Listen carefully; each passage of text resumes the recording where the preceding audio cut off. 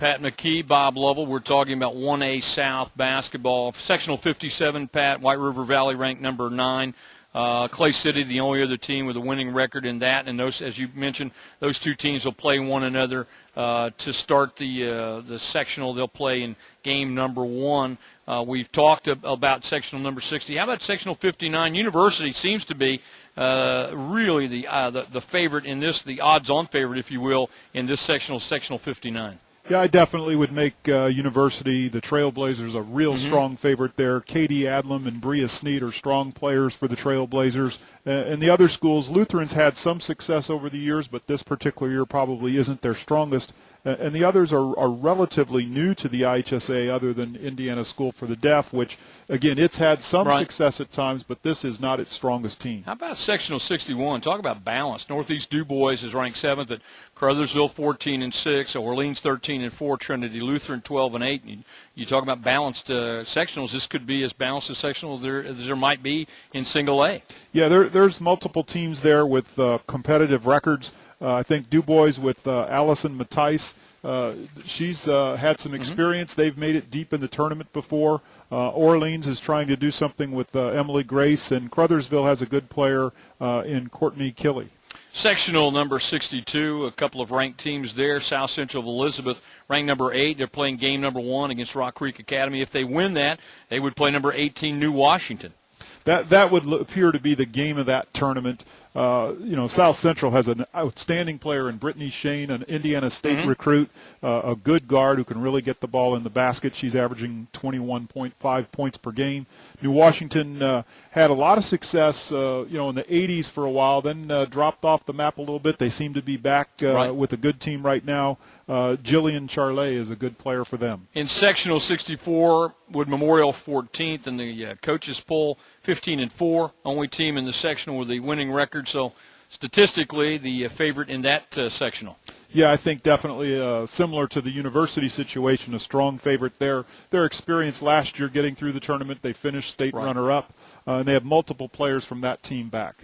We're coming back now. We're finished with the single A matchups. We'll move on to 2A. We do want to thank the commissioner of the IHSAA, Commissioner Blake Ress, and his staff. Great job, and we appreciate all the work that they've put into making this what we know is going to be an outstanding tournament. Coming up after the break, we'll talk about 2A North. You're listening to the Indiana High School Girls Basketball Tournament Pairing Show on the IHSAA Methodist Sports Medicine Championship Radio Network, brought to you in part by Methodist Sports Medicine, the official sports medicine provider of the IHSAA. Welcome back, everyone. I'm Bob Lovell. Pat McKee with me. We're pleased to be with you live downtown Monument Circle, Emmis Communications building. We invite you to join us. We have some coaches and some players who have joined us. Take the time to join us. We also want to thank you for joining us on IHSAsports.org, and our great thanks to our great affiliates in the IHSAA Methodist Sports Medicine Championship Radio Network, some great stations like WRZR in Lagodi and WPHZ in Mitchell and WBOW in Terre Haute. Thank you so much for bringing everyone the pairings for the 33rd Annual State Tournament Series. 2A North, we now turn our attention to sectional number 33 at Wheeler on Tuesday. Hanover Central plays Wheeler in game number 1. They will play on Tuesday night, as we mentioned, in sectional number 33. First game on Friday night in sectional number 33. We'll have Hammond Bishop Knoll taking on River Forest, followed by Lake Station Edison playing the winner of the Hanover Central Wheeler matchup. In sectional number 34, this one at North Judson, 6 teams will play. Tuesday night, game number 1 features North Judson and Hebron. Second game of Tuesday night, number 7 Winnemac will play Culver Community. On Friday night, the Boone Grove North Newton matchup will follow the winners matchup in game number 1 at North Judson. Sectional number 35 at LaVille. There are 5 teams playing in this one. Game number 1, Tuesday night, Westview plays Bremen. Game number 1 on Friday night, LaVille taking on number 3, Jimtown. Jimtown won at LaVille 41-23 on December the 1st. And Fairfield will play the second game. They'll be taking on the winner of the Westview-Bremen matchup. Class 2A Sectional 36 at Fremont. Game number 1. Central Noble is matched with number 9, Garrett. Garrett won at Central Noble 61-44 on December the 19th. The second game at sectional number 36 features Fremont and Churubusco. Game number 2 on Friday night. Prairie Heights will be taking on East Side. In sectional number 37 at Clinton Central, 5 teams will play. Game number 1, Delphi and Clinton Central start the action on Tuesday night. Friday night, game number 1, Fountain Central will play Seeger, and Carroll of Flora will take on the Delphi Clinton Central winner. Sectional number 38 at Bluffton, Adams Central and South Adams will square off in game number 1 on Tuesday night. Friday evening, the first game of the night, features Bluffton and number 12 Fort Wayne Bishop Lures, followed by Woodland and the winner of the Adams Central South Adams game. And sectional number 39, this one taking place, it's a tournament that's at Manchester with 6 teams. Game number 1, Tuesday night, Cass plays number 7 North Montgomery, followed by Southwood and Northfield. Those winners will play Friday night in game number 1, followed by Wabash and Manchester. Sectional number 40, Oak Hill, the host. There are 7 teams. Game 1 features Sheridan and Guerin Catholic. The second game at sectional number 40 is Oak Hill and Tipton. Oak Hill ranked number 2, undefeated to this point. And game number 3 is Eastern of Greentown will play Madison Grant. Pat McKee, 2A North. Let's start, if we can, right there at sectional number 40. We talked about Oak Hill and the run that they've had. They've got a great matchup this week to round out the regular season, but to this point, they've had a magical season. They take on Tipton in the second game of the sectional.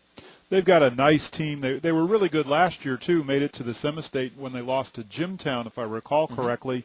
And, of course, Jimtown's had another good year as well. Those 2 teams could be 2 of the best coming out of the North in that class. But Oak Hill, terrific team. Taylor's a team that I think you have to watch in that sectional, and Madison Grant would be a third team to watch. They could face Madison Grant in the semifinal and possibly Taylor in the final.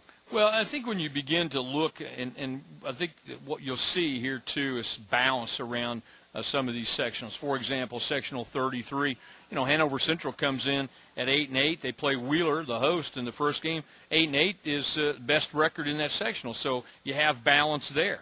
Well, I think that game could be the key game of the sectional. Certainly one of the 2 key games. I would favor Hanover Central, and possibly Bishop Knoll coming out of the top bracket would be a team to watch there. I like in sectional number 34 the balance of this. Winnemac, as we pointed out, number 7. They'll be taking on Culver Community.